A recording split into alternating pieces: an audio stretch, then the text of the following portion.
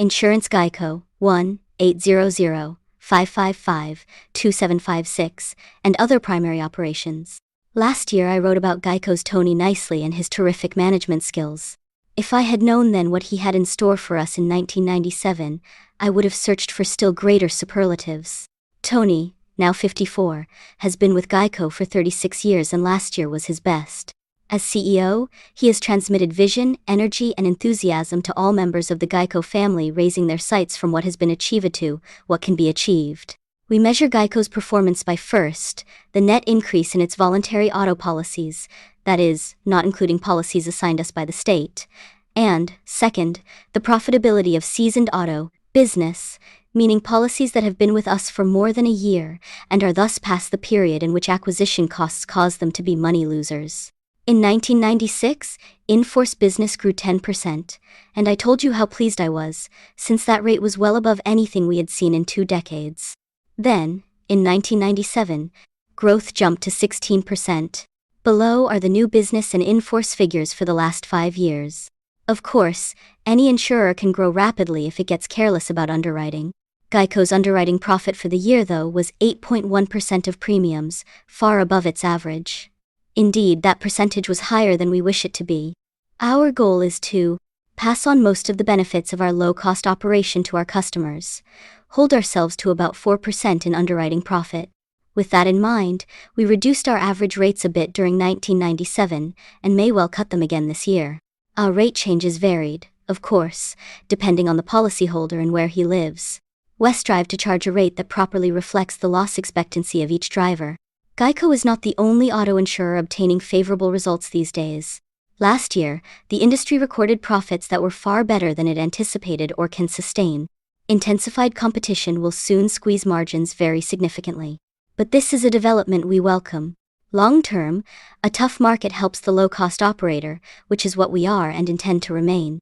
Last year I told you about the record 16.9% profit-sharing contribution that Geico's associates had earned and explained that 2 simple variables set them out: policy growth and profitability of seasoned business.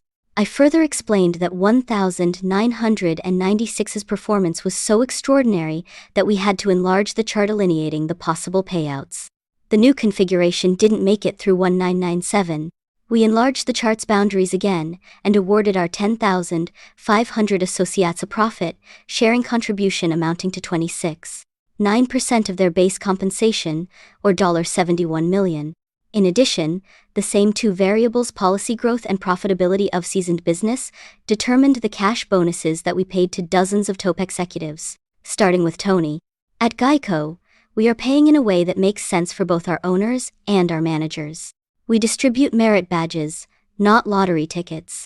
In none of Berkshire's subsidiaries do we relate compensation to our stock price, which our associates cannot affect in any meaningful way.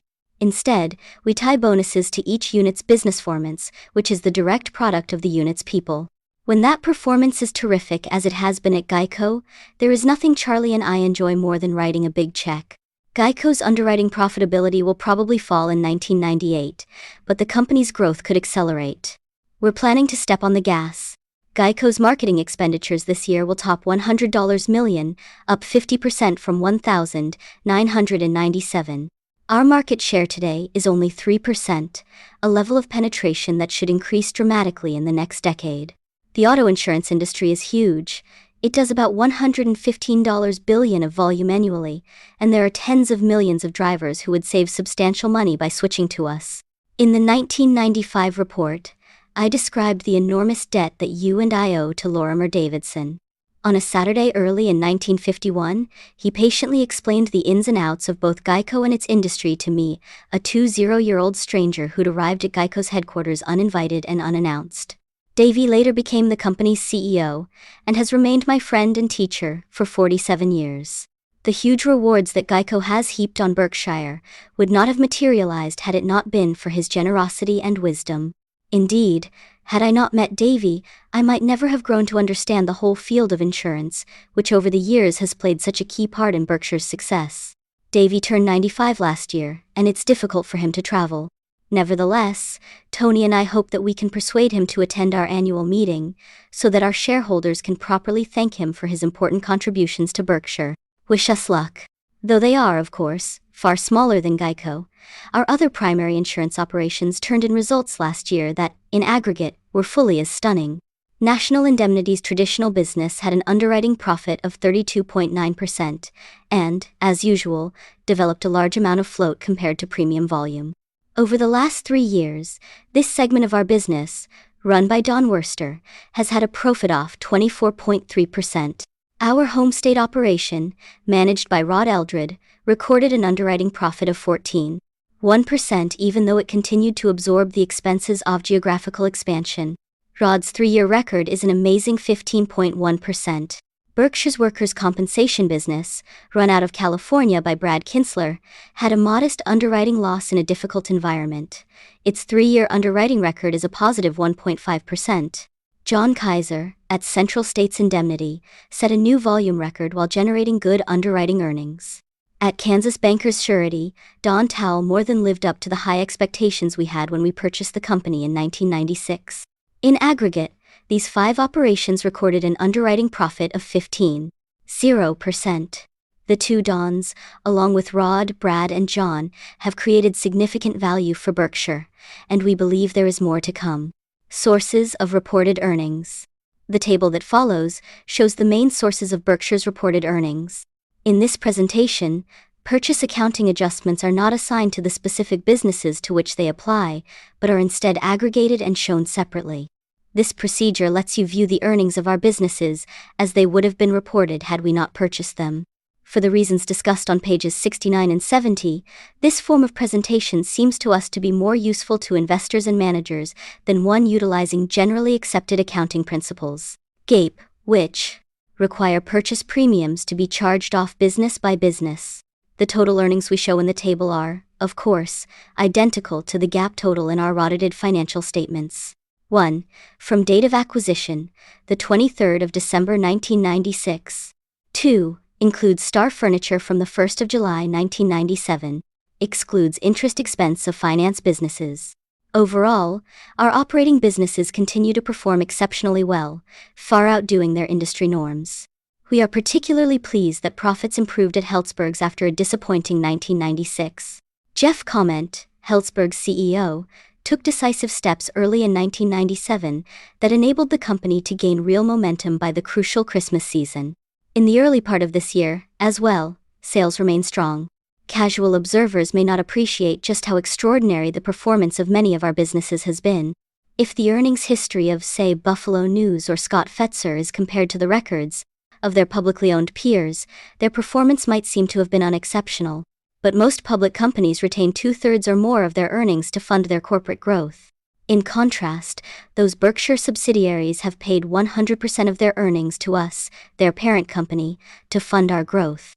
In effect, the records of the public companies reflect the cumulative benefits of the earnings they have retained, while the records of our operating subsidiaries get no such boost.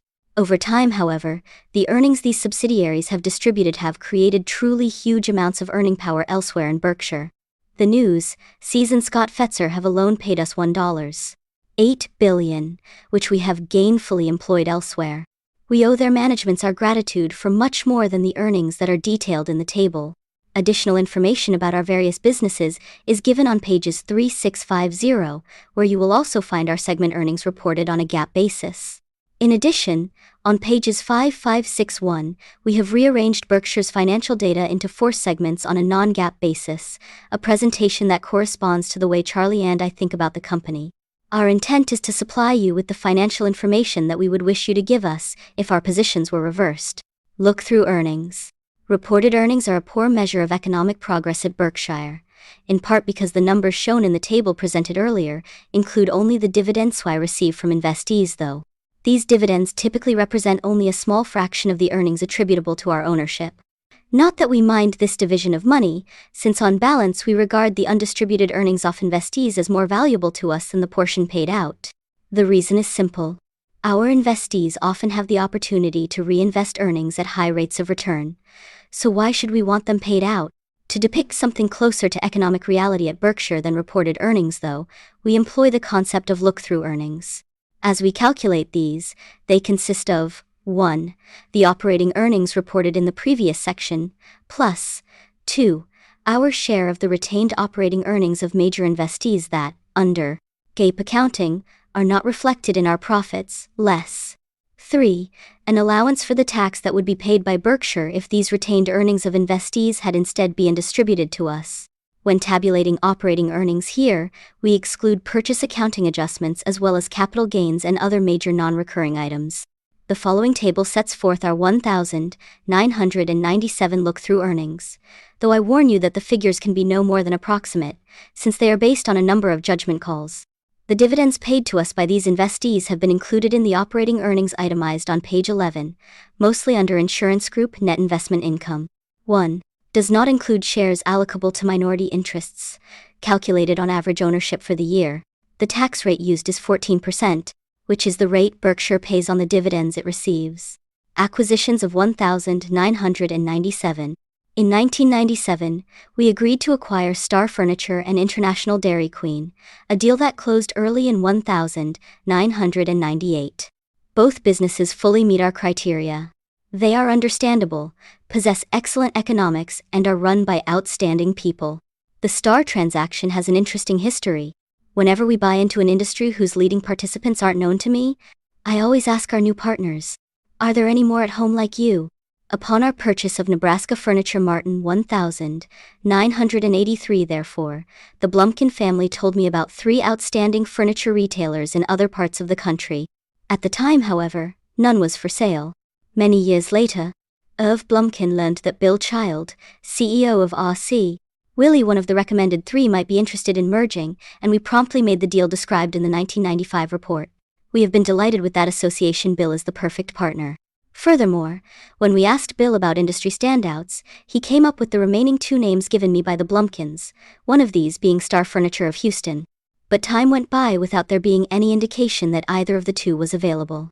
On the Thursday before last year's annual meeting, however, Bob Denham of Salomon told me that Melvin Wolf, the longtime controlling shareholder and CEO of Star, wanted to talk. At our invitation, Melvin came to the meeting and spent his time in Omaha confirming his positive feelings about Berkshire. I, meanwhile, looked at Star's financials and liked what I saw. A few days later, Melvin and I met in New York and made a deal in a single 2-hour session. As was the case with the Blumkins and Bill Child, I had no need to check leases, work out employment contracts, etc. I knew I was dealing with a man of integrity, and that's what counted. Though the Wolf family's association with Star dates back to 1924, the business struggled until Melvin and his sister Shirley Tooman took over in 1962. Today Star operates 12 stores, 10 in Houston, and 1 each in Austin and Bryan, and will soon move into San Antonio as well. We won't be surprised if Star is many times its present size a decade from now. Here's a story illustrating what Melvin and Shirley are like. When they told their associates of the sale, they also announced that Star would make large special payments to those who had helped them succeed, and then defined that group as everyone in the business. Under the terms of our deal, it was Melvin and Shirley's money, not ours, that funded this distribution. Charlie and I love it when we become partners with people who behave like that. The Star transaction closed on July 1. In the months since, we've watched Star's already excellent sales and earnings growth accelerate further. Melvin and Shirley will be at the annual meeting, and I hope you get a chance to meet them. Next acquisition, International Dairy Queen. There are 5,792 Dairy Queen stores operating in 23 countries, all but a handful run by franchisees, and in addition IDQ franchises 409 Orange Julius operations and 43 Caramel Corn operations. In 190 locations, treat centers provide some combination of the 3 products. For many years IDQ had a bumpy history. Then, in 1970, a Minneapolis group led by John Moody and Rudy Luther took control. The new managers inherited a jumble of different franchising agreements, along with some unwise financing arrangements that had left the company in a precarious condition. In the years that followed, management rationalized the operation, extended food service to many more locations, and in general, built a strong organization. Last summer Mr. Luther died, which meant his estate needed to sell stock. A year earlier, Dick Kiphart of William Blair & Co. had introduced me to John Moody and Mike Sullivan, IDQ's CEO, and I had been impressed with both men. So, When we got the chance to merge with IDQ, we offered a proposition patterned on our flight safety acquisition, extending selling shareholders the option of choosing either cash or Berkshire shares, having a slightly lower immediate value. By tilting the consideration as we did, we encouraged holders to opt for cash, the type of payment we by far prefer. Even then, only 45% of IDQ shares elected cash. Charlie and I bring a modicum of product expertise to this transaction. He has been patronizing the Dairy Queens in Cass Lake in Bemidji, Minnesota for decades, and I have been a regular in Omaha.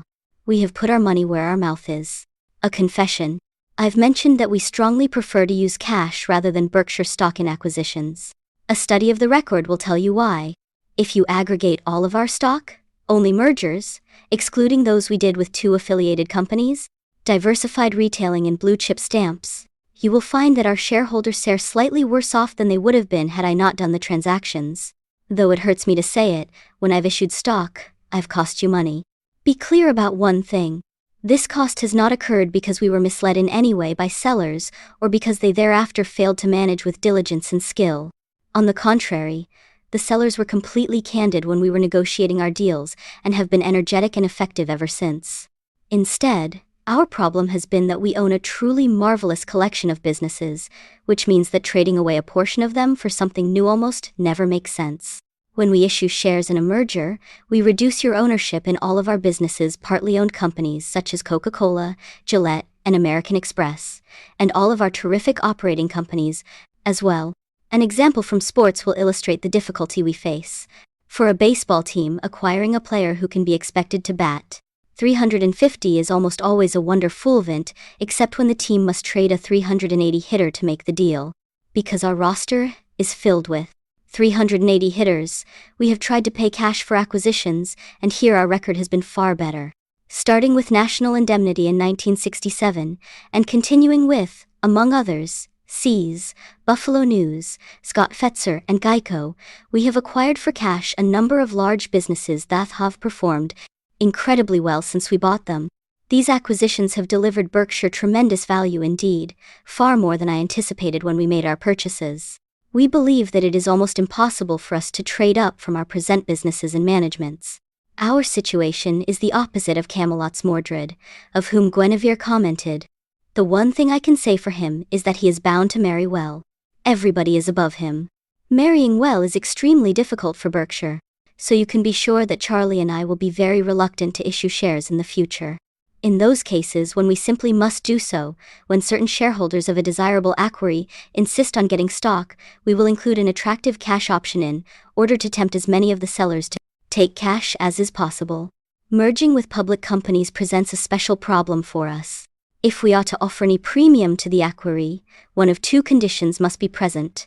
Either our own stock must be overvalued relative to the acquiree's, or the 2 companies together must be expected to earn more than they would if operated separately. Historically, Berkshire has seldom been overvalued. In this market, moreover, undervalued acquirees are almost impossible to find. That other possibility, synergy gains, is usually unrealistic, since we expect acquirees to operate after we've bought them just as they did before. Joining with Berkshire does not normally raise their revenues, nor cut their costs. Indeed, their reported costs, but not their true ones, will rise after they are bought by Berkshire if the acquiree has been granting options as part of its compensation packages. In these cases, earnings of the acquiree have been overstated because they have followed the standard, but, in our view, dead wrong accounting practice of ignoring the cost to a business of issuing options. When Berkshire acquires an option-issuing company, we promptly substitute a cash compensation plan having an economic value equivalent to that of the previous option plan. The acquiree's true compensation cost is thereby brought out of the closet and charged, as it should be, against earnings. The reasoning that Berkshire applies to the merger of public companies should be the calculus for all buyers. Paying a takeover premium does not make sense for any acquirer unless A. its stock is overvalued relative to the acquiree's, or B. the 2 enterprises will earn more combined than they would separately. Predictably, acquirers normally hew to the second argument, because very few are willing to acknowledge that their stock is overvalued. However, voracious buyers, the ones that issue shares as fast as they can print them, are tacitly conceding that point. Often, also, they are running Wall Street's version of a chain letter scheme. In some mergers there truly are major synergies. though oftentimes the acquirer pays too much to obtain them, but at other times the cost and revenue benefits that are projected prove illusory. Of one thing, however, be certain. If a CEO is enthused about a particularly foolish acquisition, both his internal staff and his outside advisors will come up with whatever projections are needed to justify his stance. Only in fairy tales are emperors told that they are naked. Common stock investments. Below we present our common stock investments. Those with a market value of more than $750 million are itemized. Asterisk represents tax basis cost, which, in aggregate, is $1.8 billion less than GAPE cost. We made net sales during the year that amounted to about 5% of our begin portfolio. In these, we significantly reduced a few of our holdings that are below the $750 million threshold for itemization, and we also modestly trimmed a few of the larger positions that we detail. Some of the sales we made during 1997 were aimed at changing our bond stock ratio moderately, in response to the relative values that we saw in each market. A realignment we have continued in 1998. Our reported positions, we should add, sometimes reflect the investment decisions of Geico's Lou Simpson. Lou independently runs an equity portfolio of nearly $2 billion that may at times overlap the portfolio that I manage, and occasionally he makes moves that differ from mine. Though we don't attempt to predict the movements of the stock market, we do try, in a very rough way, to value it. At the annual meeting last year, with the Dow at 7,071 and long-term treasury yields at 6.89%, Charlie and I stated that we did not consider the market overvalued if 1. Interest rates remained where they were or fell, and 2. American business continued to earn the remarkable returns on equity that ITH had recently recorded. So far, interest rates have fallen, that's one requisite satisfied, and returns on equity still remain exceptionally high. If they stay there, and if interest rates hold near recent levels, there is no reason to think of stocks as generally overvalued. On the other hand, returns on equity are not a sure thing to remain at, or even near, their present levels. In the summer of 1979, when equities looked cheap to me, I wrote a Forbes article entitled, "You Pay a Very High Price in the Stock Market for a Cheery Consensus." At that time, skepticism and disappointment prevailed, and my point was that investors should be glad of the fact, since pessimism drives down prices to truly attractive levels. Now, however, we have a very cheery consensus.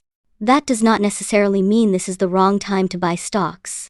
Corporate America is now earning far more money than it was just a few years ago, and in the presence of lower interest rates, every dollar of earnings becomes more valuable. Today's price levels, though, have materially eroded the margin of safety that Ben Graham identified as the cornerstone of intelligent investing. In last year's annual report, I discussed Coca-Cola, our largest holding. Coke continues to increase its market dominance throughout the world, but, tragically, ITH has lost the leader responsible for its outstanding performance. Roberto Goizueta, Coke's CEO since 1981, died in October. After his death, I read every one of the more than 100 letters and notes he had written me during the past 9 years. Those messages could well serve as a guidebook for success in both business and life. In these communications, Roberto displayed a brilliant and clear strategic vision that was always aimed at advancing the well-being of Coke shareholders. Roberto knew where he was leading the company, how he was going to get there, and why. This path made the most sense for his owners, and, equally important, he had a burning sense of urgency about reaching his goals.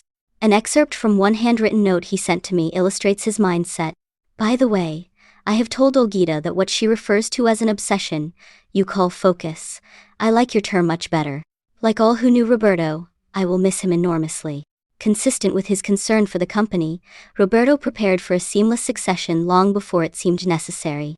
Roberto knew that Doug Avester was the right man to take over, and worked with Doug over the years to ensure that no momentum would be lost when the time for change arrived. The Coca-Cola Company will be the same steamroller under Doug as it was under Roberto. Convertible preferreds. 2 years ago, I gave you an update on the 5 convertible preferreds that we purchased through private placements in the 1987 to 1991 period. At the time of that earlier report, we had realized a small profit on the sale of our Champion International holding. The 4 remaining preferred commitments included 2, Gillette and First Empire State, that we had converted into common stock in which we had large unrealized gains, and 2 others, US Air and Salomon, that had been trouble prone. At times, the last two had me mouthing a line from a country song. How can I miss you if you won't go away? Since I delivered that report, all four holdings have grown significantly in value. The common stocks of both Gillette and First Empire have risen substantially, in line with the company's excellent performance.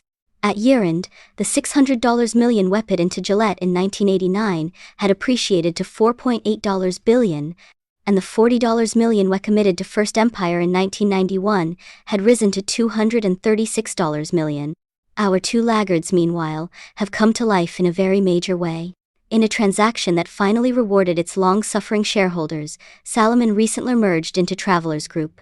All of Berkshire's shareholders, including me, very personally owe a huge debt to Derek Mann and Bob Denham for, first, playing key roles in saving Salomon from extinction following its 1991 scandal, and, second, restoring the vitality of the company to a level that made it an attractive acquisition for travelers.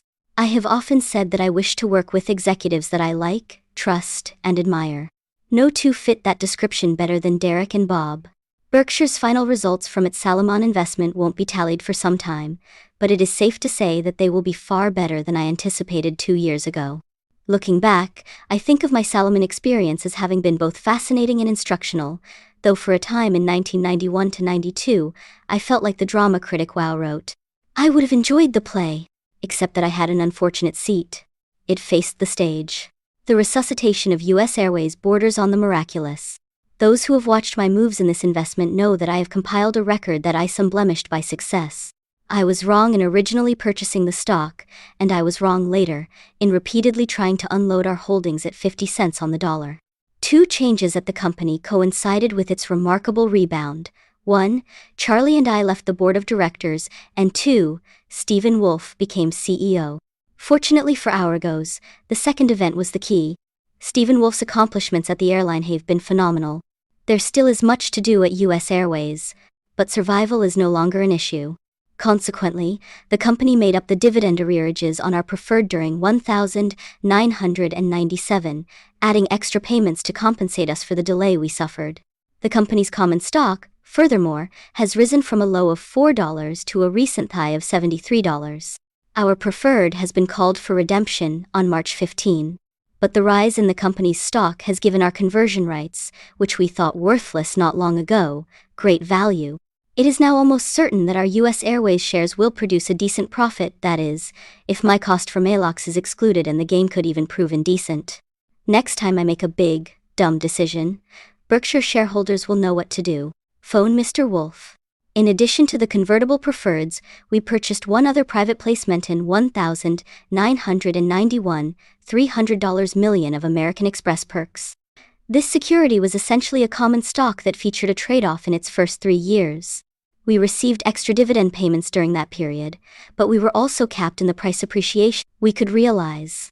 Despite the cap, this holding has proved extraordinarily profitable thanks to a move by your chairman that combined luck and skill. 110% luck, the balance skill.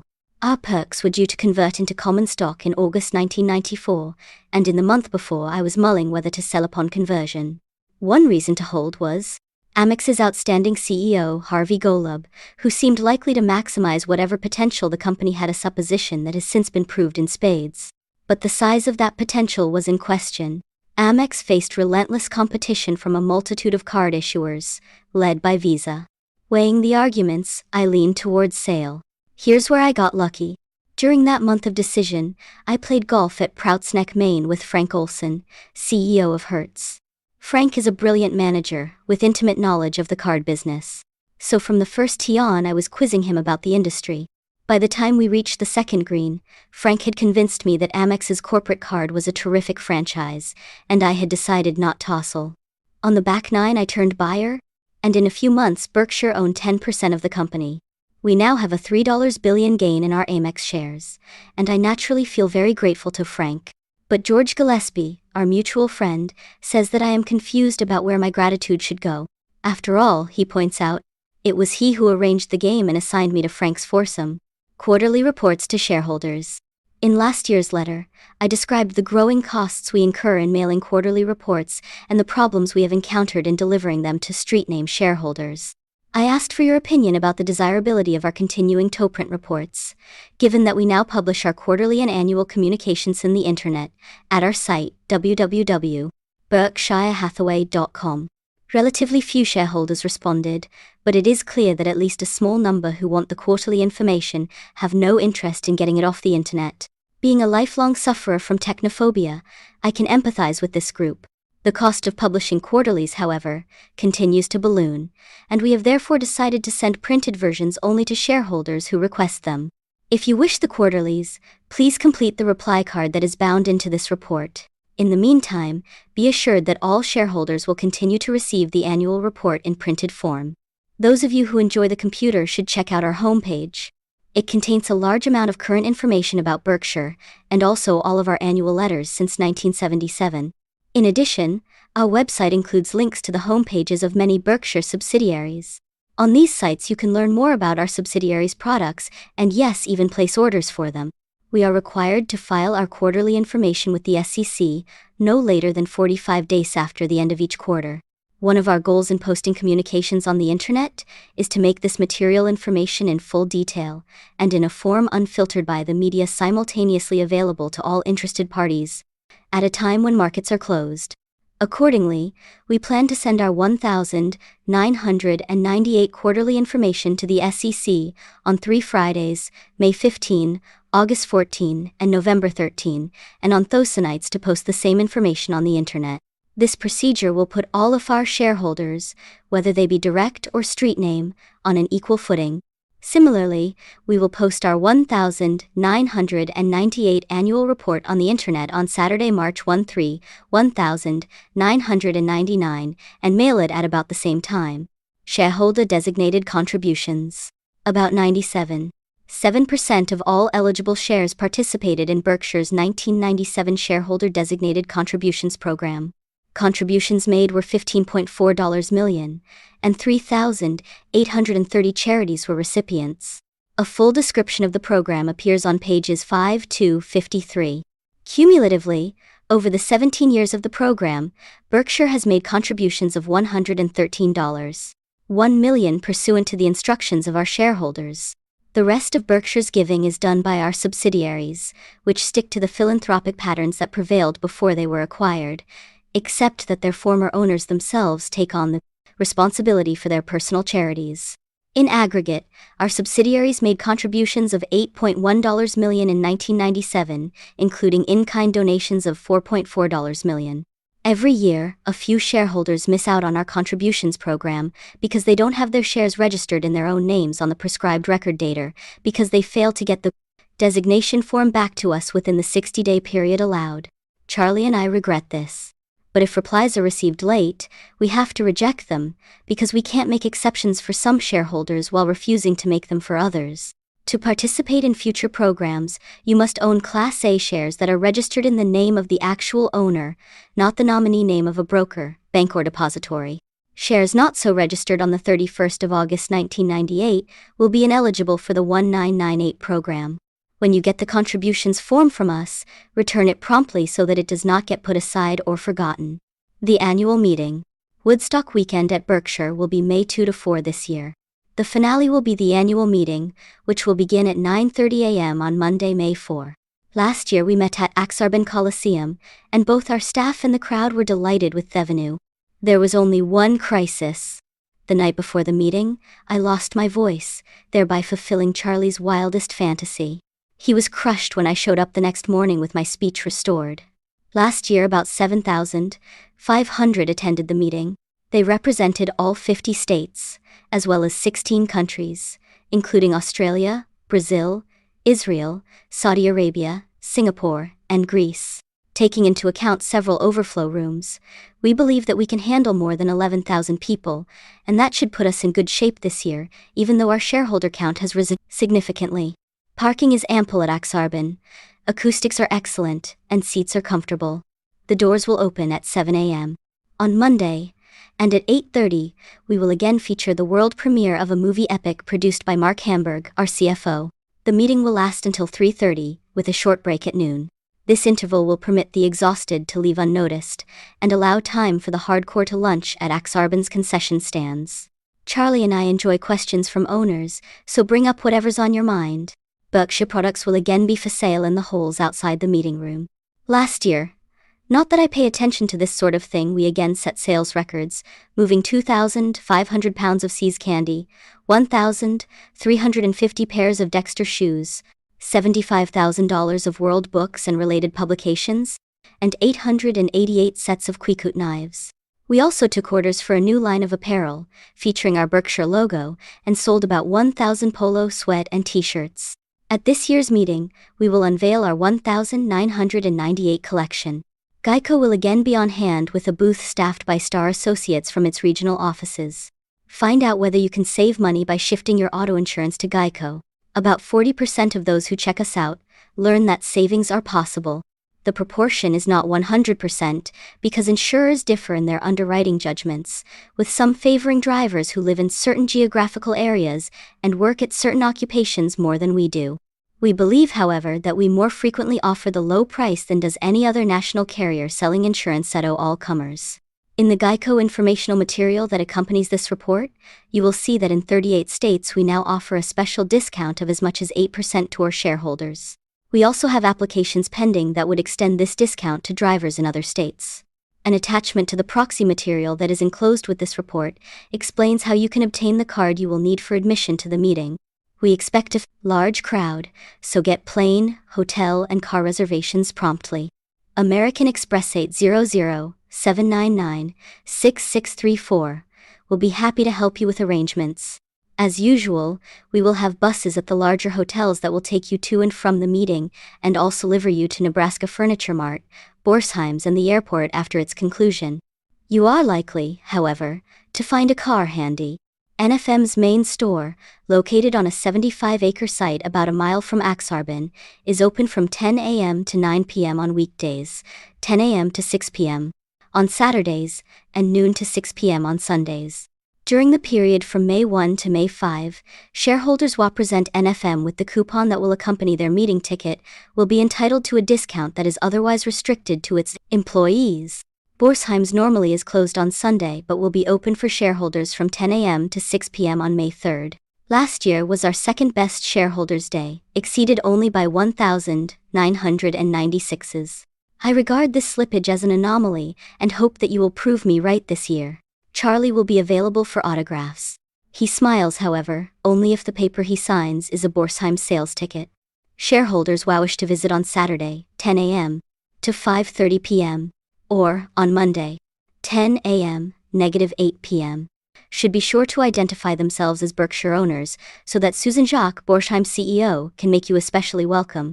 Susan, I should add, had a fabulous year in 1997. As a manager, she is everything that an owner hopes for. On Sunday afternoon we will also have a special treat for bridge players in the mall outside of Borsheim's. There, Bob Hammond, a legend of the game for more than 3 decades, will take on all comers. Join in and dazzle Bob with your skill.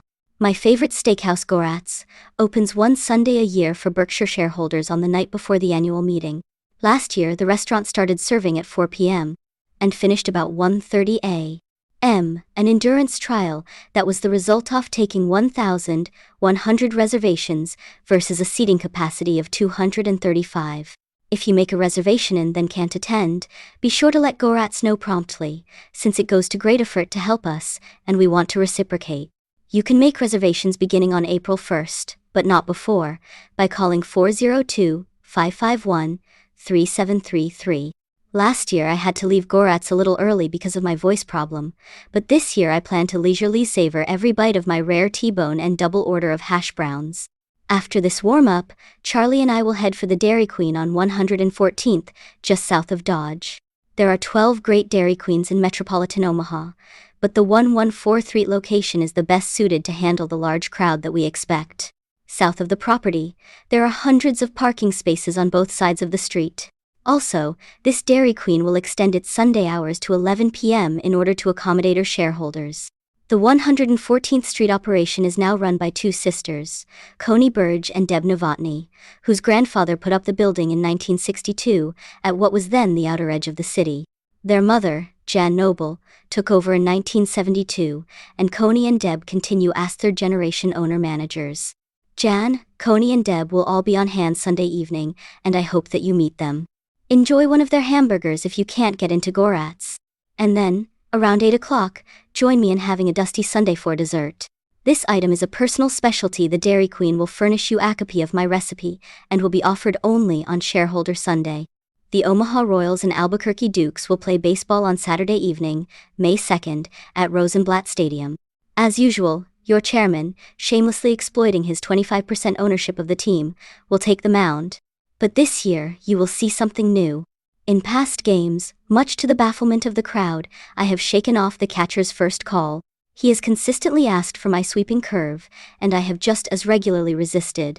Instead, I have served up a pathetic fastball, which on my best day was clocked at 8 miles per hour, with a following wind. There's a story behind my unwillingness to throw the curveball. As some of you may know, Candy Cummings invented the curve in 1867, and used it to great effect in the National Association, where he never won less than 28 games in a season. The pitch, however, drew immediate criticism from the very highest of authorities, namely, Charles Eliot, then president of Harvard University, who declared, "I have heard that this year we at Harvard won the baseball championship because we have a pitcher who has a fine curveball. I am further instructed that the purpose of the curveball is to deliberately deceive the batter. Harvard is not in the business of teaching deception. I'm not making this up."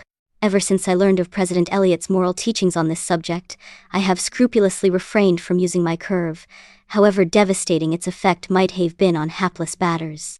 Now, however, it is time for my karma to run over Eliot's dogma and for me to quit holding back. Visit the park on Saturday night and marvel at the majestic arc of my breaking ball. Our proxy statement includes information about obtaining tickets to the game. We will also provide an information packet describing the local hotspots, including, of course, those 12 Dairy Queens. Come to Omaha, the cradle of capitalism, in May, and enjoy yourself. The 27th of February 1998. Warren E. Buffett, Chairman of the Board. Berkshire Hathaway Inc. To the shareholders of Berkshire Hathaway Incorporated. Our gain in net worth during 1998 was $25.9 billion, which increased the per-share book value of both our Class A and Class B stock by 48.3%.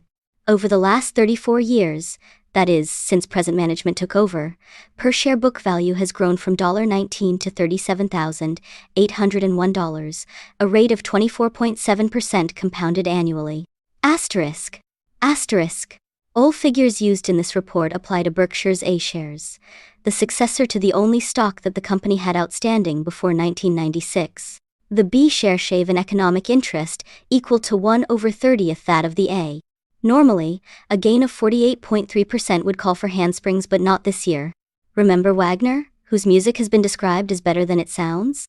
Well, Berkshire's progress in 1998, though more than satisfactory, was not as good as it looks.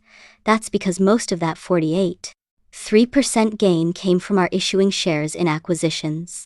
To explain, our stock sells at a large premium over book value, which means that any issuing of shares we do, whether for cash or as consideration in a merger, instantly increases our per-share book value figure, even though we've earned not a dime.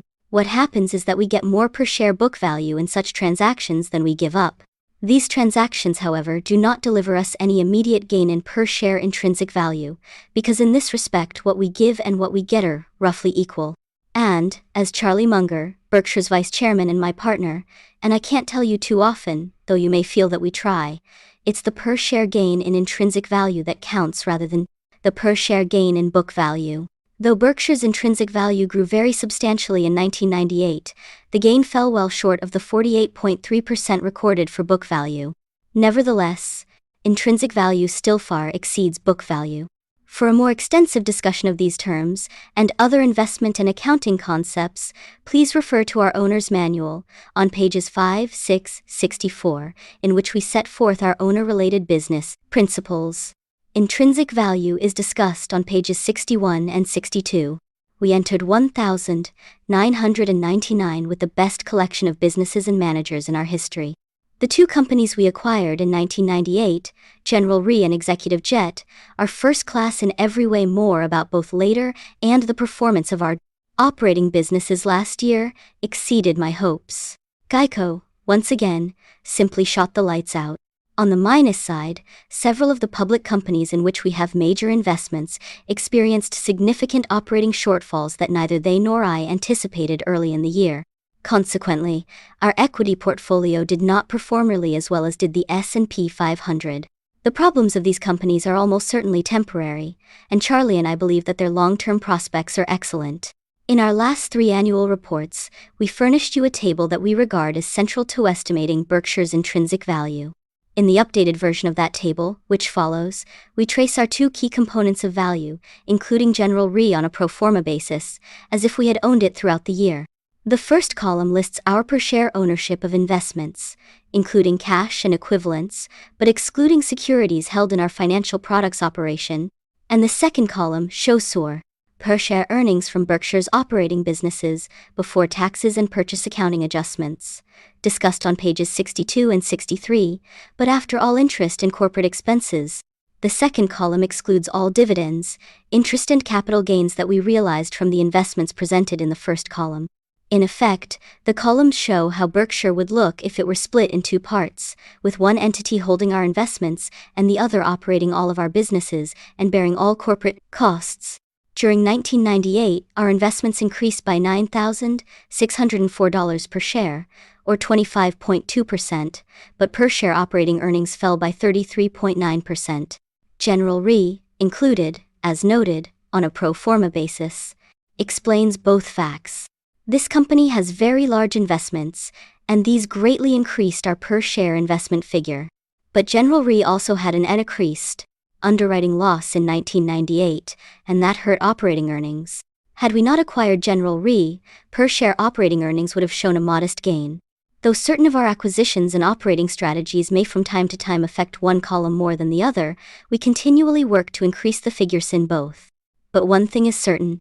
Our future rates of gain will fall far short of those achieved in the past. Berkshire's capital base is now simply too large to allow us to earn truly outsized returns. If you believe otherwise, you should consider a career in sales but avoid one in mathematics, bearing in mind that there are really only 3 kinds of people in the world: those who can count and those who can't. Currently, we are working to compound a net worth of $57.4 billion, the largest of any American corporation, though our figure will be eclipsed if the merger of Exxon and Mobil takes place. Of course, our lead in net worth does not mean that Berkshire outranks all other businesses in value. Market value is what counts for owners, and General Electric and Microsoft, for example, have valuations more than 3 times Berkshire's. Net worth, though, measures the capital that managers must deploy, and at Berkshire that figure has indeed become huge. Nonetheless, Charlie and I will do our best to increase intrinsic value in the future at an average rate of 15%, a result we consider to be at the very peak of possible comes. We may have years when we exceed 15%, but we will most certainly have other years when we fall far short of that, including years showing negative turns, and those will bring our average down. In the meantime, you should understand just what an average gain of 15% over the next 5 years implies. It means we will need to increase net worth by $58 billion.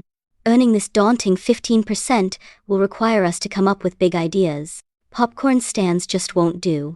Today's markets are not friendly to our search for elephants, but you can be sure that we will stay focused on the hunt.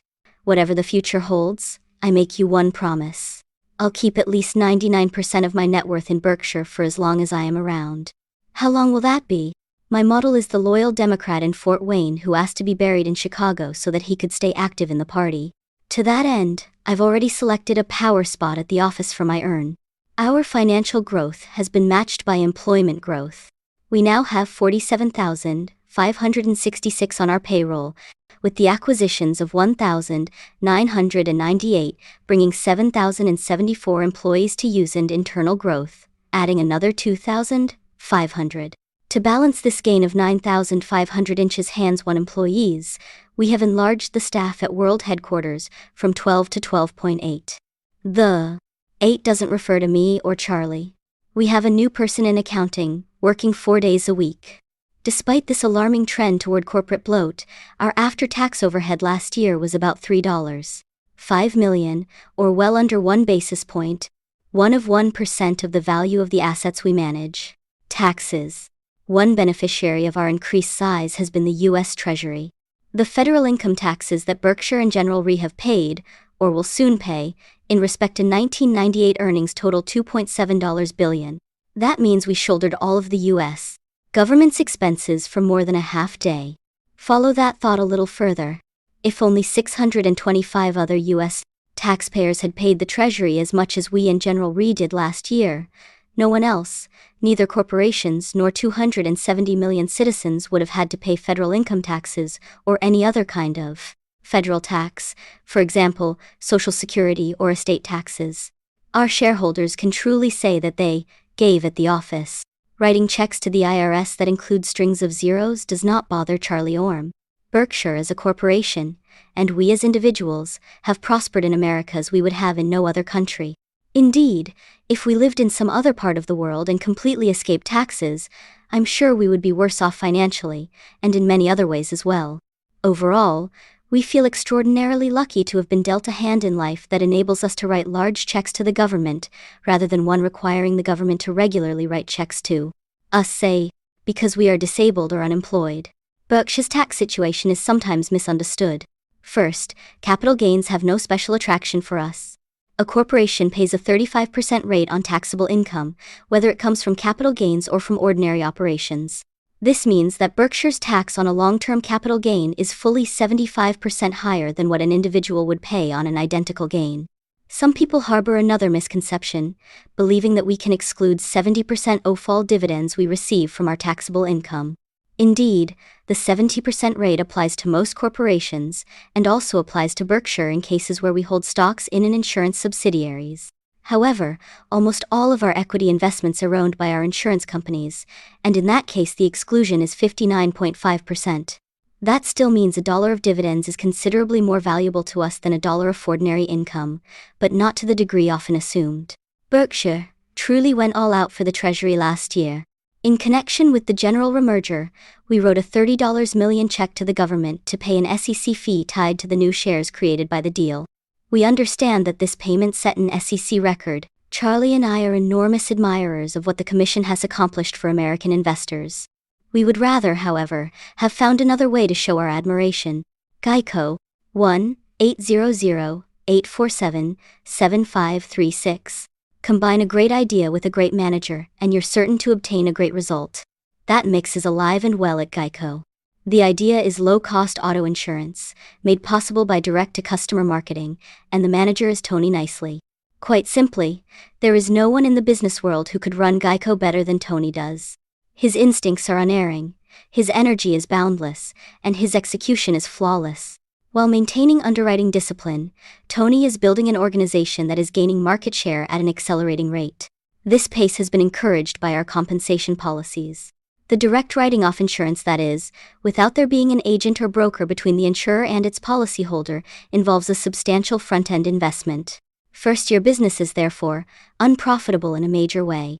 At Geico, we do not wish this cost to deter our associates from the aggressive pursuit of new business which, as ITRA news, will deliver significant profits, so we leave it out of our compensation formulas. What's included then? We base 50% of our associates' bonuses and profit sharing on the earnings of our seasoned book, meaning policies that have been with us for more than a year. The other 50% is tied to growth in policyholders, and here we have stepped on the gas. In 1995, the year prior to its acquisition by Berkshire, Geico spent $33 million on marketing and had 652 telephone counselors. Last year the company spent $143 million, and the counselor count grew to 2,162. The effects that these efforts had at the company are shown by the new business and in-force figures below. Asterisk, voluntary only. Excludes assigned risks and the like. In 1999, we will again increase our marketing budget, spending at least $190 million. In fact, there is no limit to what Berkshire is willing to invest in Geico's new business activity, as long as we can concurrently build the infrastructure the company needs to properly serve its policyholders. Because of the first-year costs, companies that are concerned about quarterly or annual earnings would shy from similar investments, no matter how intelligent these might be in terms of building long-term value. Our calculus is different. We simply measure whether we are creating more than $1 of value per dollar spent, and if that calculation is favorable, the more dollars we spend, the happier I am. There is far more to Geico's success, of course, than low prices and a torrent of advertising. The handling of claims must also be fair, fast, and friendly, and ours. Here's an impartial scorecard on how we shape up. In New York, our largest volume state, the insurance department recently reported that Geico's complaint ratio in 1997 was not only the lowest of the 5 largest auto insurers, but was also less than half the average of the other 4. Geico's 1,998 profit margin of 6.7% was better than we had anticipated, and indeed, better than we wished. Our results reflect an industry-wide phenomenon. In recent years, both the frequency of auto accidents and their severity have unexpectedly declined. We responded by reducing rates 3% in 1998, and we will reduce them still more in 1999. These moves will soon bring profit margins down at the least to 4%, which is our target, and perhaps considerably lower. Whatever the case, we believe that our margins will continue to be much better than those of the industry. With Geico's growth and profitability both outstanding in 1998, so also were its profit sharing and bonus payments. Indeed, the profit sharing payment of $103 million or 32.3% of salary, which went to all 9,313 associates who had been with us for more than a year, may well have been the highest percentage payment at any large company in the country. In addition, associates benefit from a company-funded pension plan. The 32.3% may turn out to be a high watermark, given that the profitability component in our profit-sharing calculation is almost certain to come down in the future. The growth component, though, may well increase. Overall, we expect the two benchmarks together to dictate very significant profit-sharing payments for decades to come.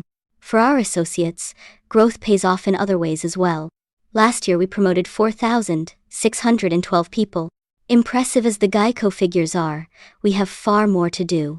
Our market share improved significantly in 1998, but only from 3% to 3.5%. For every policyholder we now have, there are another 10 who should be giving us their business. Some of you who are reading this may be in that category. About 40% of those who check our rates find that they can save money by doing business with us. That proportion is not 100% because insurers differ in their underwriting judgments, with some giving more credit than we do to drivers who live in certain geographical areas or work at certain occupations. We believe, however, that we more frequently offer the low price than does any other national carrier selling insurance to all comers.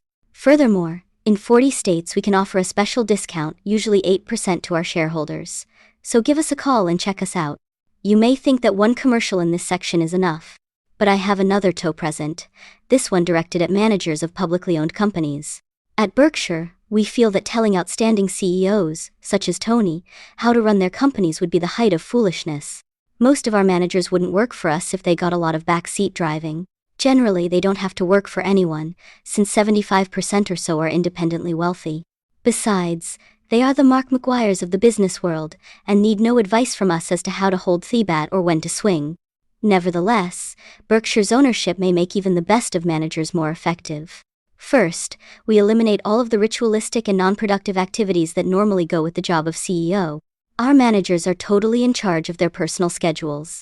Second, we give each a simple mission. Just run your business as if, 1. You own 100% of it, 2. It is the only asset in the world that you and your family have or will ever have, and 3. You can't sell or merge it for at least a century. As a corollary, we tell them they should not let any of their decisions be affected even slightly by accounting considerations. We want our managers to think about what counts, not how it will be counted. Very few CEOs of public companies operate under a similar mandate, mainly because they have owners who focus on short-term prospects and reported earnings. Berkshire, however, has a shareholder base which it will have for decades to come that has the longest investment horizon to be found in the public company universe. Indeed, a majority of our shares are held by investors who expect to die still holding them. We can therefore ask our CEOs to manage for maximum long-term value, rather than for next quarter's earnings. We certainly don't ignore the current results of our businesses in most cases. They are of great importance, but we never want them to be achieved at the expense of our building ever greater competitive strengths. I believe the Geico story demonstrates the benefits of Berkshire's approach. Charlie and I haven't taught Tony a thing and never will, but we have created an environment that allows him to apply all of his talents to what's important. He does not have to devote his time or energy to board meetings, press interviews, presentations by investment bankers, or talks with financial analysts. Furthermore, he need never spend a moment thinking about financing, credit ratings, or street expectations for earnings per share. Because of our ownership structure, he all knows that this operational framework will endure for decades to come. In this environment of freedom, both Tony and his company can convert their almost limitless potential into matching achievements. If you are running a large, profitable business that will thrive in a Geico-like environment, check our acquisition criteria on page 21 and give me a call. I promise a fast answer, and will mention your inquiry to no one except Charlie. Executive Jet Aviation, 1-800-848-6436. To understand the huge potential at Executive Jet Aviation, EJA, you need some understanding of its business, which is selling fractional shares of jets and operating the fleet for its many owners. Rich Santulli, CEO of EJA, created the fractional ownership industry in 1986 by visualizing an important new way of using planes. Then, he combined guts and talent to turn his idea into a major business. In a fractional ownership plan, you purchase a portion, say, 1/8 of any of a wide variety of jets that EJ offers. That purchase entitles you to 100 hours off-flying time annually. Deadhead hours don't count against your allotment, and you are also allowed to average your hours over 5 years. In addition, you pay both a monthly management fee and a fee for hours actually flown. Then, on a few hours' notice, EJA makes your plane, or another at least as good, available to you at your choice of the 5,500 airports in the US. In effect, calling up your plane is like phoning for a taxi. I first heard about the NetJets program, as it is called, about 4 years ago from Frank Rooney, our manager at H.H. Brown. Frank had used and been delighted with the service, and suggested that I meet Rich to investigate signing up for my family's use. It took Rich about 15 minutes to sell me 200 hours annually of a Hawker 1000. Since then, my family has learned firsthand, through flying 900 hours on 300 trips, what a friendly, efficient, and safe operation EJA runs. Quite simply, they love this service. In fact, they quickly grew so enthusiastic that I did a testimonial ad for EJA long before I knew there was any possibility of our purchasing the business. I did, however, ask Rich to give me a call if he ever got interested in selling. Luckily, he phoned me last May, and we quickly made a $725 million deal, paying equal amounts of cash and stock. EJ, which is by far the largest operator in its industry, has more than 1,000 customers and 163 aircraft, including 23 core aircraft that are owned or leased by EJA itself, so that it can make sure that service is first class even during the times when demand is heaviest. Safety, of course, is the paramount issue in any flight operation, and Rich's pilots, now numbering about 650, receive extensive training at least twice a year from Flight Safety International, another Berkshire subsidiary and the world leader in pilot training.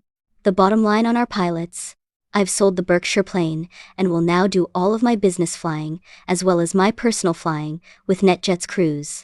Being the leader in this industry is a major advantage for all concerned. Our customers gain because we have an armada of planes positioned throughout the country at all times, a blanketing that allows us to provide unmatched service. Meanwhile, we gain from the blanketing because it reduces deadhead costs. Another compelling attraction for our clients is that we offer products from Boeing, Gulfstream, Falcon, Cessna, and Raytheon, whereas our two competitors are owned by manufacturers that offer only their own planes.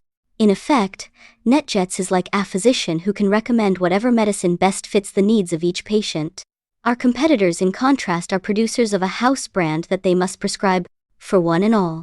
In many cases, our clients, both corporate and individual, own fractions of several different planes, and can therefore match specific planes to specific missions. For example, a client might own 1/16 of 3 different jets, each giving it 50 hours off-flying time, which in total give it a virtual fleet, obtained for a small fraction of the cost of a single plane. Significantly, it is not only small businesses that can benefit from fractional ownership. Already, some of America's largest companies use NetJets as a supplement to their own fleet. This saves them big money in both meeting peak requirements and in flying missions that would require their wholly owned planes to log a disproportionate amount of deadhead hours. When a plane is slated for personal use, the clinching argument is that either the client signs up now, or his children likely will later. That's an equation I explained to me wonderful Aunt Alice 40 years ago when she asked me whether she could afford a fur coat. My reply settled the issue. Alice, you aren't buying it, you're airfare. EJ's growth has been explosive. In 1997, it accounted for 31% of all corporate jets ordered in the world. Nonetheless, Rich and I believe that the potential of fractional ownership has barely been scratched. If many thousands of owners find it sensible to own 100% of a plane, which must be used 350 to 400 hours annually, if it's to make economic sense, there must be a large multiple of that number for whom fractional ownership works. In addition to being a terrific executive, Rich is fun. Like most of our managers, he has no economic need whatsoever to work. Rich spends his time at EJA because it's his baby, and he wants to see how far he can take it. We both already know the answer, both literally and figuratively, to the ends of the earth. And now a small hint to Berkshire directors. Last year I spent more than 9 times my salary at Borsheims and EJ. Just think how Berkshire's business would boom if you'd only spring for a raise. General Re. On December 21, we completed our $22 billion acquisition of General Re Corp. In addition to owning 100% of General Reinsurance Corporation, the largest U.S. property casualty reinsurer, the company also owns, including stock it has an arrangement to buy, 82% of the oldest reinsurance company in the world, Cologne Re. The two companies together reinsure all lines of insurance and operate in 124 countries. For many decades, General Re's name has stood for quality, integrity, and professionalism in reinsurance, and under Ron Ferguson's leadership, this reputation has been burnished still more. Berkshire can add absolutely nothing to the skills of General Re's and Cologne Re's managers. On the contrary, there is a lot that they can teach us. Nevertheless, we believe that Berkshire's ownership will benefit General Re in important ways, and that its earnings a decade from now will materially exceed those that would have been attainable absent the merger. We base this optimism on the fact that we can offer General Re's management a freedom to operate in whatever manner will best allow the company to exploit its strengths. Let's look for a moment at the reinsurance business to understand why General Re could not on its own do what it can under Berkshire. Most of the demand for insurance comes from primary insurers who want to escape the wide swings in earnings that result from large and unusual losses. In effect, a reinsurer gets paid for absorbing the volatility that the client insurer wants to shed. Ironically, though, a publicly held reinsurer gets graded by both its owners and those who evaluate its credit on the smoothness of its own results. Wide swings in earnings hurt both credit ratings and P/E ratios, even when the business that produces such swings has an expectancy of satisfactory profits over time. This market reality sometimes causes a reinsurer to make costly moves, among them laying off a significant portion of the business it writes in transactions that are called retrocessions, or rejecting good business simply because it threatens to bring on too much volatility. Berkshire, in contrast, happily accepts volatility, just as long as it carries with it the expectation of increased profits over time. Furthermore, we are a Fort Knox off capital, and that means volatile earnings can't impair our premier credit ratings. Thus we have the perfect structure for writing and retaining reinsurance in virtually any amount. In fact, we've used this strength over the past decade to build a powerful supercat business. What General Re gives us, however, is the distribution force, technical facilities and management that will allow us to employ our structural strength in every facet of the industry. In particular, General Re and Cologne Re can now accelerate their push into international markets, where the preponderance of industry growth will almost certainly occur. As the merger proxy statement spelled out, Berkshire also brings tax and investment benefits to General Re. But the most compelling reason for the merger is simply that General Re's outstanding management can now do what it does best, unfettered by the constraints that have limited its growth. Berkshire is assuming responsibility for General Re's investment portfolio, though not for Cologne Re's. We will not, however, be involved in General Re's underwriting. We will simply ask the company to exercise the discipline of the past while increasing the proportion of its business that is retained, expanding its product line, and widening its geographical coverage, making these moves in recognition of Berkshire's financial strength and tolerance for wide swings in earnings. As we've long said, we prefer a lumpy 15% return to a smooth 12%. Over time, Ron and his team will maximize General Re's new potential. He and I have known each other for many years, and each of our companies has initiated significant business that it has reinsured with the other. Indeed, General Re played a key role in the resuscitation of Geico from its near-death status in 1976.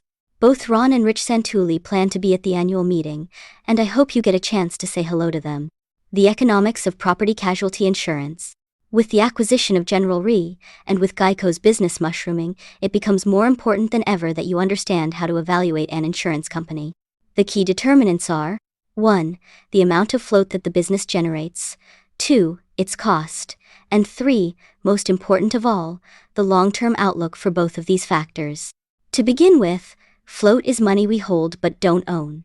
In an insurance operation, float arises because premiums are received before losses are paid, an interval that sometimes extends over many years. During that time, the insurer invests the money. Typically, this pleasant activity carries with it a downside. The premiums that an insurer takes in usually do not cover the losses and expenses it eventually must pay. That leaves it running an underwriting loss, which is the cost of float. An insurance business has value if its cost of float over time is less than the cost the company would otherwise incur to obtain funds. But the business is a lemon if its cost of float is higher than market rates for money. A caution is appropriate here. Because loss costs must be estimated, insurers have enormous latitude in figuring their underwriting results, and that makes it very difficult for investors to calculate a company's true cost of float. Errors of estimation, usually innocent but sometimes not, can be huge. The consequences of these miscalculations flow directly into earnings. An experienced observer can usually detect large-scale errors in reserving, but the general public can typically don't know more than accept what's presented, and at times I have been amazed by the numbers that big-name auditors have implicitly blessed. As for Berkshire, Charlie and I attempt to be conservative in presenting its underwriting results to you, because we have found that virtually all surprises in insurance are unpleasant ones. The table that follows shows the float generated by Berkshire's insurance operations since we entered the business 32 years ago. The data are for every 5th year, and also the last, which includes General Re's huge float.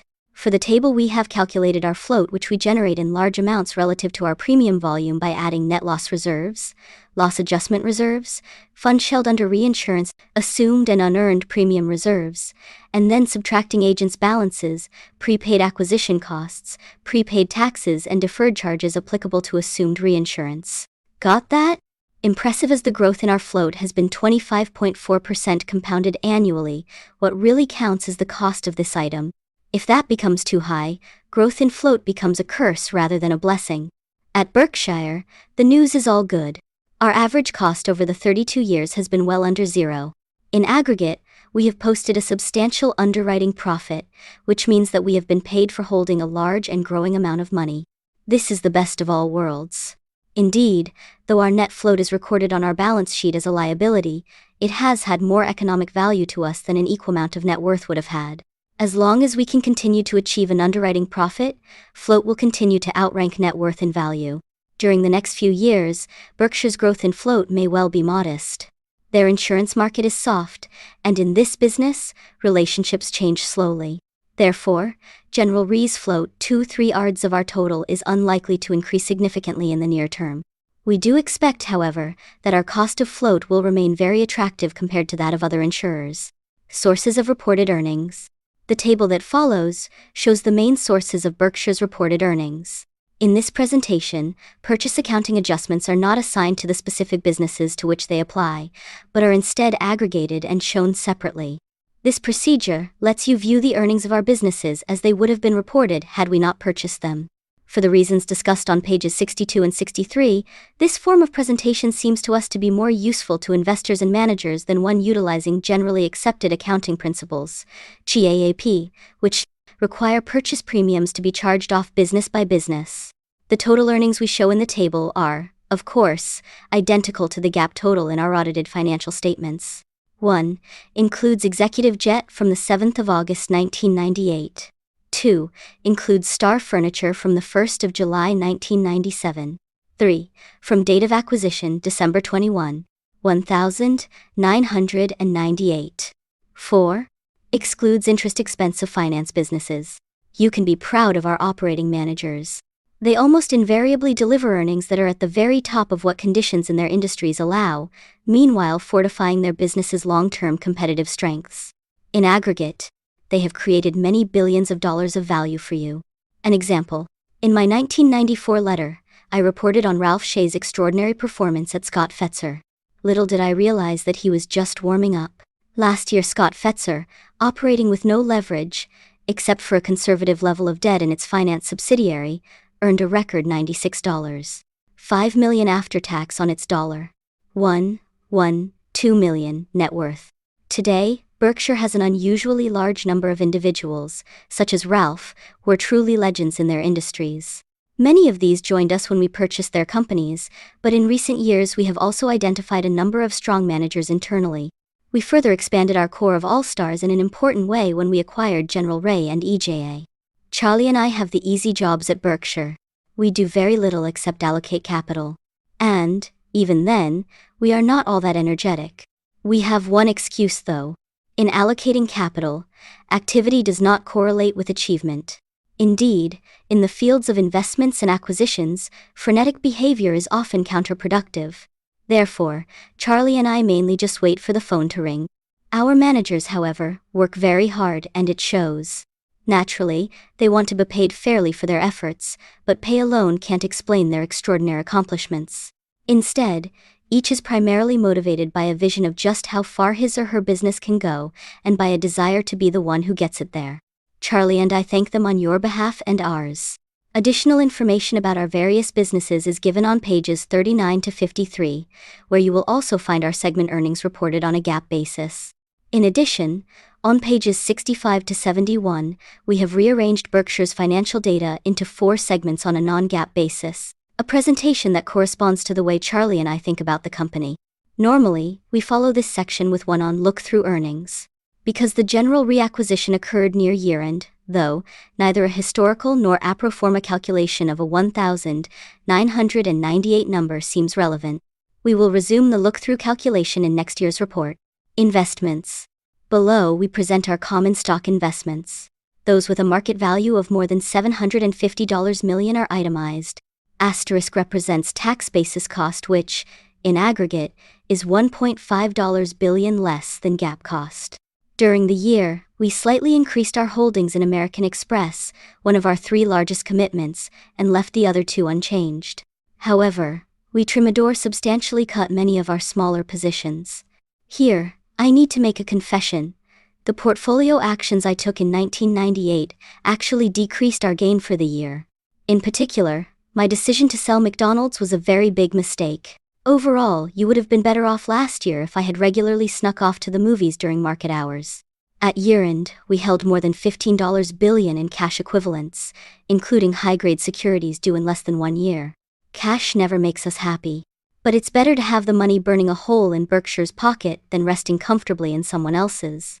Charlie and I will continue our search for large equity investments, or, better yet, a really major business acquisition that would absorb our liquid assets.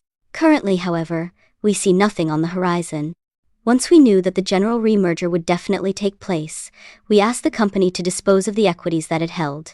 As mentioned earlier, we do not manage the Cologne Re portfolio, which includes many equities.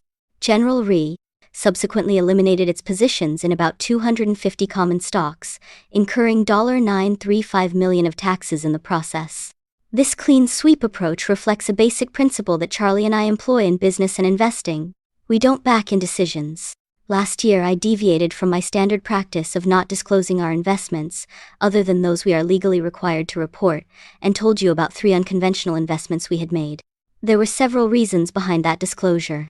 First, questions about our silver position that we had received from regulatory authorities led us to believe that they wished us to publicly acknowledge this investment. Second, our holdings of zero-coupon bonds were so large that we wanted our owners to know of this investment's potential impact on Berkshire's net worth. Third, we simply wanted to alert you to the fact that we sometimes do make unconventional commitments. Normally, however, as discussed in the owner's manual on page 61, we see no advantage in talking about specific investment actions. Therefore, Unless we again take a position that is particularly large, we will not post you as to what we're doing in respect to any specific holding of an unconventional sort. We can report, however, that we have eliminated certain of the positions discussed last year, added certain others. Our never comment even if untrue policy in regard to investments may disappoint piggybackers, but will benefit owners. Your Berkshire shares would be worth less if we discussed what we are doing. Incidentally, we should warn you that media speculation about our investment moves continues in most cases to be incorrect. People who rely on such commentary do so at their own peril. Accounting Part 1. Our General Re acquisition put a spotlight on an egregious flaw in accounting procedure. Sharp-eyed shareholders, reading our proxy statement, probably noticed an unusual item on page 60. In the pro forma statement of income, which detailed how the combined 1,997 earnings of the two entities would have been affected by the merger, there was an item stating that compensation expense would have been increased by $63 million. This item, we hasten to add, does not signal that either Charlie or I have experienced a major personality change. He still travels coach and quotes Ben Franklin. Nor does it indicate any shortcoming in General Re's accounting practices, which have followed GAAP to the letter. Instead, the pro forma adjustment came about because we are replacing General Re's long-standing stock option plan with a cash plan that ties the incentive compensation of General Re managers to their operating achievements. Formerly, what counted for these managers was General Re's stock price. Now their payoff will come from the business performance they deliver. The new plan and the terminated option arrangement have matching economics, which means that the rewards they deliver to employees should, for a given level of performance, be the same. But what these people could have formerly anticipated earning from new option grants will now be paid in cash. Options granted in past years remain outstanding. Though the two plans are an economic wash, the cash plan we are putting in will produce a vastly different accounting result. This Alice in Wonderland outcome occurs because existing accounting principles ignore the cost of stock options when earnings are being calculated, even though options are a huge and increasing expense at a great many corporations. In effect, accounting principles offer management a choice. Pay employees in one form and count the cost, or pay them in another form and ignore the cost. Small wonder then that the use of options has mushroomed. This lopsided choice has a big downside for owners, however. Though options, if properly structured, can be an appropriate, and even ideal, way to compensate and motivate top managers, they are more often wildly capricious in their distribution of rewards, inefficient as motivators, and inordinately expensive for shareholders. Whatever the merits of options may be, their accounting treatment is outrageous. Think for a moment of that $190 million we are going to spend for advertising at Geico this year. Suppose that instead of paying cash for our ads, we paid the media in 10-year, at-the-market Berkshire options. Would anyone then care to argue that Berkshire had not borne a cost for advertising, or should not be charged this cost on its books? Perhaps Bishop Berkeley, you may remember him as the philosopher who mused about trees falling in a forest when no one was around, would believe that an expense unseen by an accountant does not exist. Charlie and I, however, have trouble being philosophical about unrecorded costs. When we consider investing in an option-issuing company, we make an appropriate downward adjustment to reported earnings, simply subtracting an amount equal to what the company could have realized by publicly selling options of like quantity and structure. Similarly, if we contemplate an acquisition, we include in our evaluation the cost of replacing any option plan. Then, if we make a deal, we promptly take that cost out of hiding. Readers who disagree with me about options will by this time be mentally quarreling with my equating the cost of options issued to employees with those that might theoretically be sold and traded publicly. It is true, to state one of these arguments, that employee options are sometimes forfeited that lessens the damage done to shareholders, whereas publicly offered options would not be. It is true, also, that companies receive a tax deduction when employee options are exercised. Publicly traded options deliver no such benefit. But there's an offset to these points. Options issued to employees are often repriced, a transformation that makes them much more costly than the public variety. It's sometimes argued that a non-transferable option given to an employee is less valuable to him than would be a publicly traded option that he could freely sell. That fact, however, does not reduce the cost of the non-transferable option. Giving an employee a company car that can only be used for certain purposes diminishes its value to the employee, but does not in the least diminish its cost to the employer. The earning revisions that Charlie and I have made for options in recent years have frequently cut the reported per-share figures by 5%, with 10% not all that uncommon. On occasion, the downward adjustment has been so great that it has affected our portfolio decisions, causing us either to make a sale or to pass on a stock purchase we might otherwise have made. A few years ago we asked 3 questions in these pages, to which we have not yet received an answer.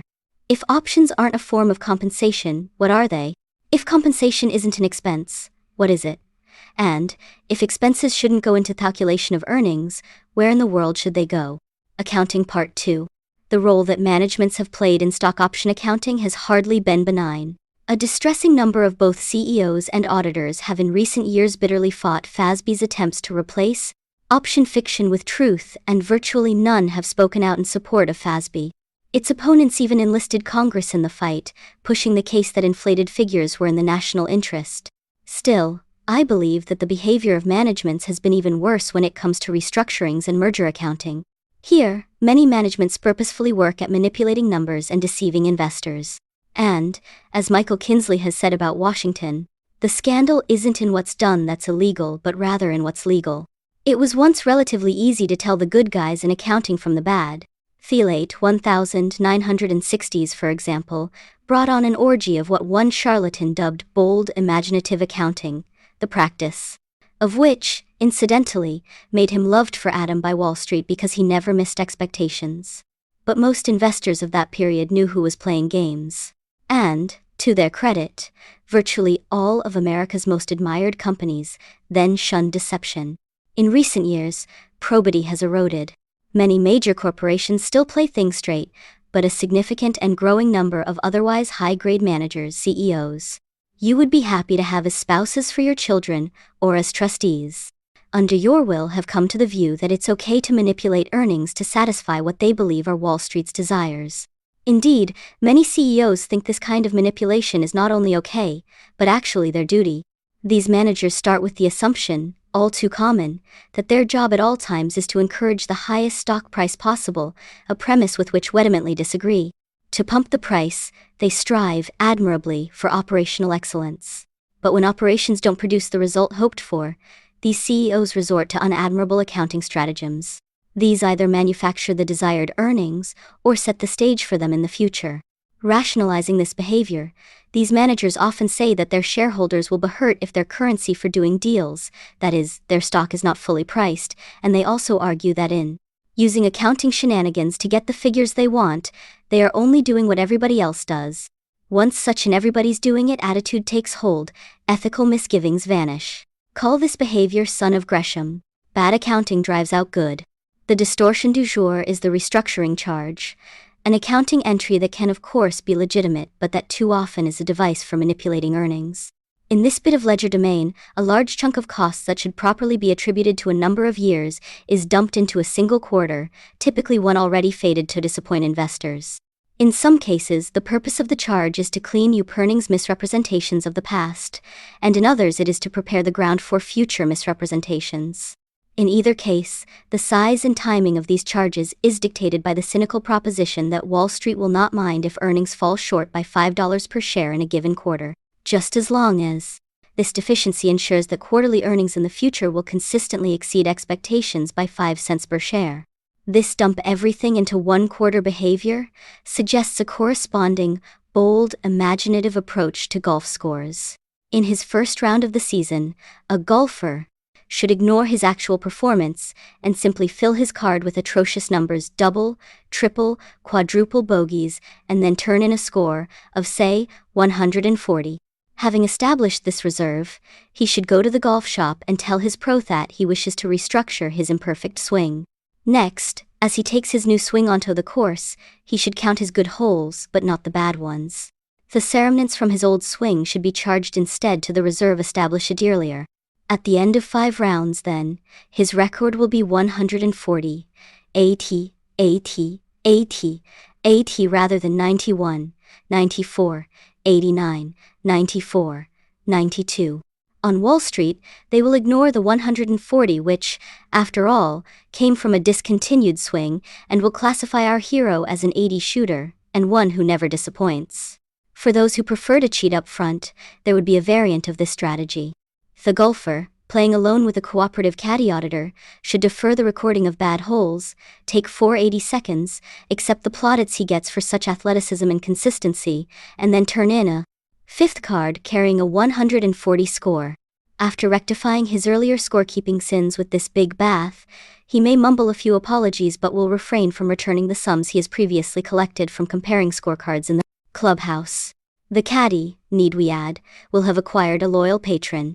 Unfortunately, CEOs who use variations of these scoring schemes in real life tend to become addicted to the games they're playing after all.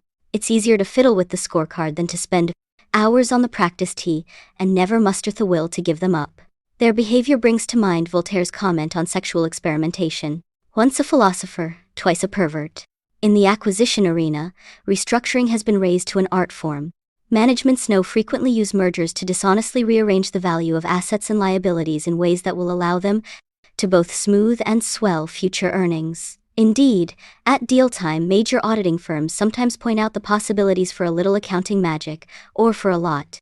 Getting this push from the pulpit, first-class people will frequently stoop to third-class tactics.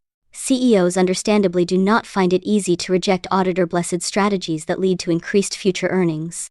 An example from the property casualty insurance industry will illuminate the possibilities. When a PC company is acquired, the buyer sometimes simultaneously increases its loss reserves, often substantially. This boost may merely reflect the previous inadequacy of reserves, though it is uncanny how often an actuarial revelation of this kind coincides with the inking of a deal. In any case, the move sets up the possibility of earnings flowing into income at some later date, as reserves are released. Berkshire has kept entirely clear of these practices. If we are to disappoint you, we would rather it be with our earnings than with our accounting. In all of our acquisitions, we have left the loss reserve figures exactly as we found them. After all, we have consistently joined with insurance managers knowledgeable about their business and honest in their financial reporting. When deals occur in which liabilities are increased immediately and substantially, simple logic says that at least one of those virtues must have been lacking, or, alternatively, that the acquirer is laying the groundwork for future infusions of earnings. Here's a true story that illustrates an all-too-common view in corporate America. The CEOs of two large banks, one of them a man who'd made many acquisitions, were involved not long ago in a friendly merger discussion, which in the end didn't produce a deal. The veteran acquirer was expounding on the merits of the possible combination, only to be skeptically interrupted by the other CEO. "But won't that mean a huge charge?" he asked. "Perhaps as much as $1 billion? The sophisticate wasted no words. "We'll make it bigger than that, that's why we're doing the deal." A preliminary tally, by R.G. Associates of Baltimore, of special charges taken or announced during 1998, that is, charges for restructuring, in-process R&D, merger-related items, and write-downs identified no less than 1,369 of these, totaling $72.1 billion. That is a staggering amount as evidenced by this bit-off perspective. The 1,997 earnings of the 500 companies in Fortune's famous list totaled $324 billion. Clearly, the attitude of disrespect that many executives have today for accurate reporting is a business disgrace. And auditors, as we have already suggested, have done little on the positive side. Though auditors should regard the investing public as their client, they tend to kowtow instead to the managers who choose them and dole out their pay. Whose bread I eat, his song I sing. A big piece of news, however, is that the SEC, led by its chairman, Arthur Levitt, seems determined to get corporate America to clean up its act. In a landmark speech last September, Levitt called for an end to earnings management. He correctly observed, "Too many corporate managers, auditors and analysts are participants in a game of nods and winks." And then, he laid on a real indictment. Managing may be giving way to manipulating, integrity may be losing out to illusion. I urge you to read the chairman's speech. You can find it on the internet at www.sec.gov, and to support him in his efforts to get corporate America to deliver a straight story to its owners. Levitt's job will be Herculean, but it is hard to think of another more important for him to take on. Reports to shareholders. Berkshire's internet site, www.berkshirehathaway.com, has become a prime source for information about the company. While we continue to send an annual report to all shareholders, we now send quarterlies only to those who request them, letting others read these at our site. In this report, we again enclose a card that can be returned by those wanting to get printed quarterlies in 1999. Charlie and I have two simple goals in reporting. 1. We want to give you the information that we would wish you to give us if our positions were reversed. And 2. We want to make Berkshire's information accessible to all of you simultaneously. Our ability to reach that second goal is greatly helped by the internet. In another portion of his September speech, Arthur Levitt deplored what he called selective disclosure. His remarks were timely. Today, many companies matter-of-factly favor Wall Street analysts and institutional investors in a variety of ways that often skirt or cross the line of unfairness. These practices leave the great bulk of shareholders at a distinct disadvantage to a favored class. At Berkshire, we regard the holder of one share of B stock as the equal of our large institutional investors. We, of course, warmly welcome institutions as owners and have gained a number of them through the general remerger. We hope also that these new holders find that our owners' manual and annual reports offer them more insights and information about Berkshire than they garner about other companies from the investor relations departments that these corporations typically maintain. But if it is earnings guidance or the like that shareholders or analysts seek, we will simply guide them to our public documents. This year we plan to post our quarterly reports on the internet after the close of the market on May 14, August 13, and November 12. We also expect to put the 1999 annual report on our website on Saturday, the 11th of March 2000, and to mail the print version at roughly the same time. We promptly post press releases on our website. This means that you do not need to rely on the versions of these reported by the media, but can instead read the full text in your computer. Despite the pathetic technical skills of your chairman, I'm delighted to report that Geico, Borsheim, Seas, and the Buffalo News are now doing substantial business via the internet. We've also recently begun to offer annuity products on our website. This business was developed by Ajit Jain, who over the last decade has personally accounted for a significant portion of Berkshire's operating earnings. While Charlie and I sleep, Ajit keeps thinking of new ways to add value to Berkshire. Shareholder designated contributions. About 97.5% of all eligible shares participated in Berkshire's 1998 Shareholder Designated Contributions Program, with contributions totaling $16.9 million. A full description of the program appears on pages 54 to 55. Cumulatively, over the 18 years of the program, Berkshire has made contributions of $130 million pursuant to the instructions of our shareholders. The rest of Berkshire's giving is done by our subsidiaries, which stick to the philanthropic patterns that prevailed before they were acquired, except that their former owners themselves take on the responsibility for their personal charities. In aggregate, our subsidiaries made contributions of $12.5 million in 1998, including in-kind donations of $2 million. To participate in future programs, you must own Class A shares that are registered in the name of the actual owner, not the nominee name of a broker, bank or depository. Shares not so registered on the 31st of August 1999 will be ineligible for the 1999 program. When you get the contributions form from us, return it promptly so that it does not get put aside or forgotten. Designations received after the due date will not be honored. The annual meeting.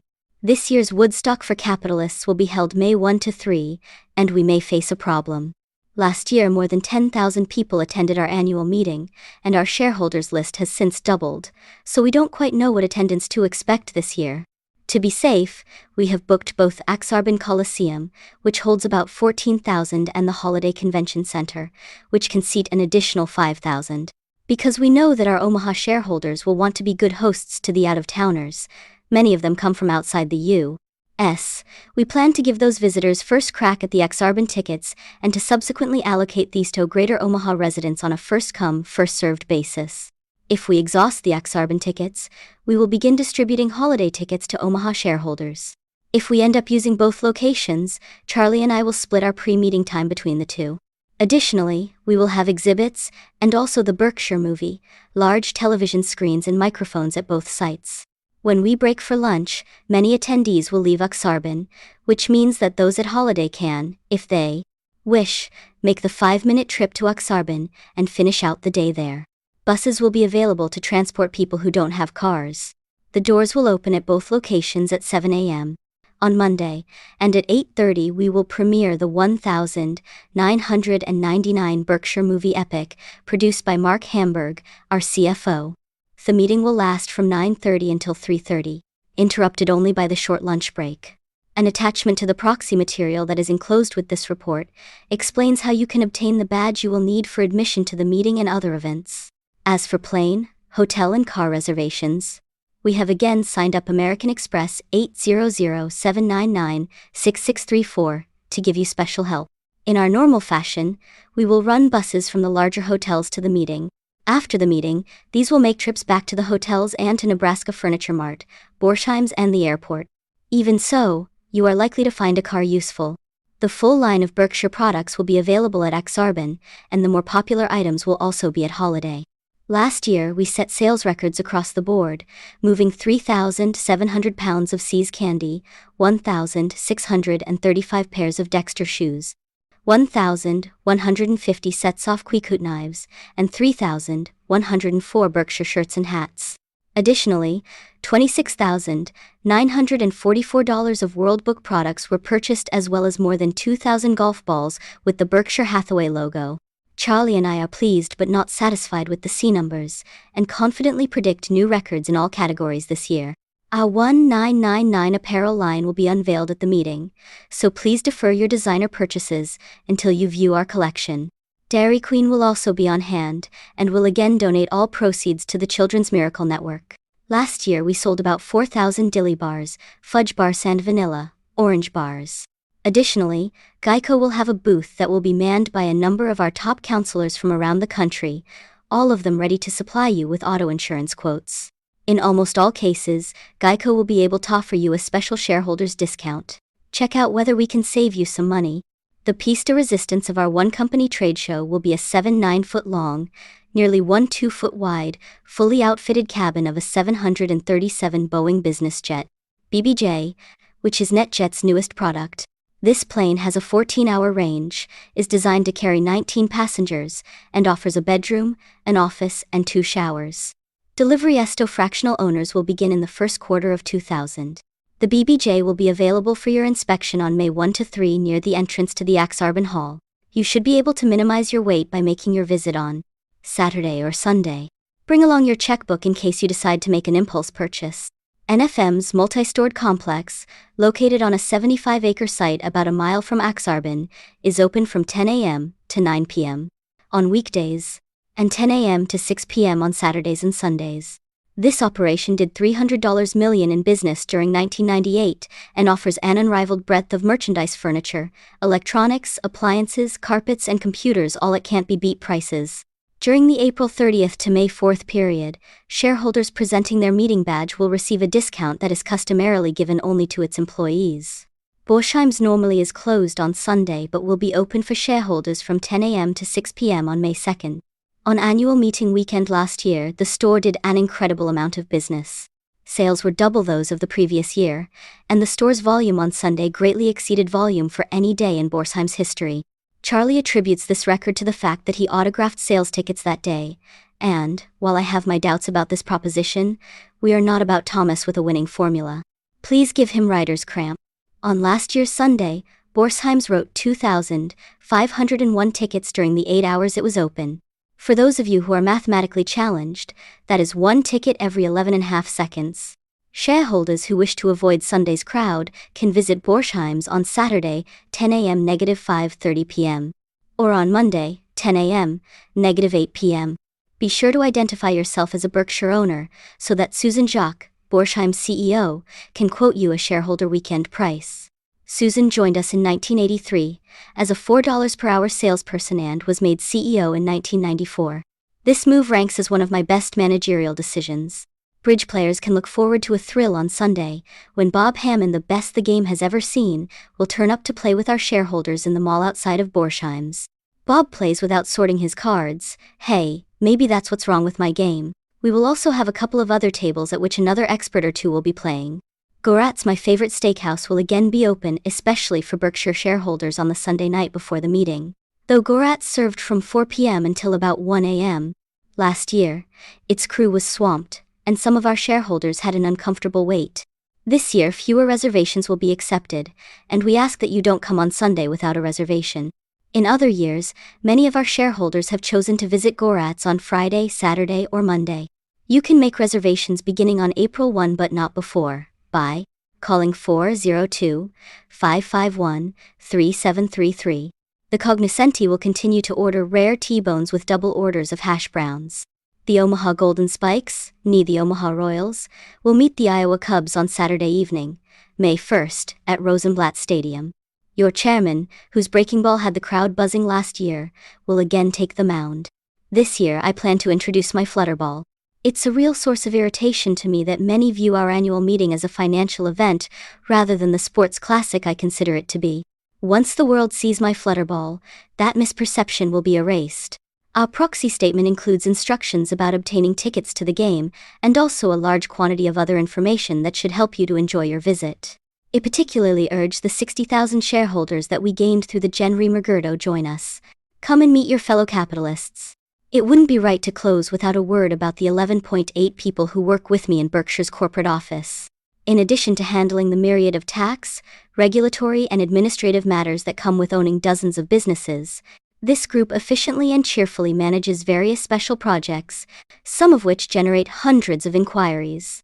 Here's a sample of what went on in 1998. 6,106 shareholders designated 3,880 charities to receive contributions.